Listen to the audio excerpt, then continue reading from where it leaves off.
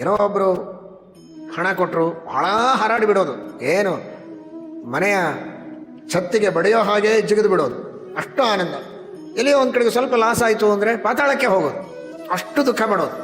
ಇದು ಎರಡೂ ಸರಿಯಲ್ಲ ಅಂತ ಶ್ರೀಕೃಷ್ಣ ಪರಮಾತ್ಮ ಭಗವದ್ಗೀತೆಯಲ್ಲಿಯೂ ಇದನ್ನೇ ಹೇಳ್ತಾನೆ. ಸುಖ ಆಗಬಹುದು, ದುಃಖ ಆಗಬಹುದು, ಎರಡೂ ಸಂದರ್ಭಗಳಲ್ಲಿ ಸಮದುಃಖ ಸುಖ. ಕೃಷ್ಣನ ಶಬ್ದ ಸಮದುಃಖ ಸುಖ. ಸುಖವಾದಾಗಲೂ ಸರಿ, ದುಃಖವಾದಾಗಲೂ ಜೀವನದ ಒಂದು ಇದು ಭಾಗ. ಒಮ್ಮೆ ಮನುಷ್ಯ ಆರೋಗ್ಯವಂತನಾಗಿರ್ತಾನೆ, ಸಣ್ಣ ಪುಟ್ಟ ಅನಾರೋಗ್ಯಗಳು ಬರೋದು ಸಹಜ. ಅದಕ್ಕೆ ಉಪಾಯ ಮಾಡಬೇಕು, ಔಷಧಿ ತೆಗೆದುಕೊಳ್ಬೇಕು, ಆಹಾರ ಚೆನ್ನಾಗಿರಬೇಕು, ವಿಹಾರ ಚೆನ್ನಾಗಿರಬೇಕು, ವ್ಯಾಯಾಮ ಚೆನ್ನಾಗಿರಬೇಕು, ಅದೆಲ್ಲ ಉಪಾಯಗಳನ್ನು ಮಾಡಬೇಕು, ಯೋಗಗಳನ್ನು ಚೆನ್ನಾಗಿ ಮಾಡಬೇಕು. ಆದರೆ ದುಃಖ ಆಯಿತು, ಅನಾರೋಗ್ಯ ಆಯಿತು ಅಂತ ಬಹಳಷ್ಟು ಕುಗ್ಗಿ ಚಿಂತೆ ಮಾಡಿ ಇನ್ನಷ್ಟು ರೋಗವನ್ನು ಉಲ್ಬಣ ಮಾಡಿಕೊಳ್ಳಬಾರದು.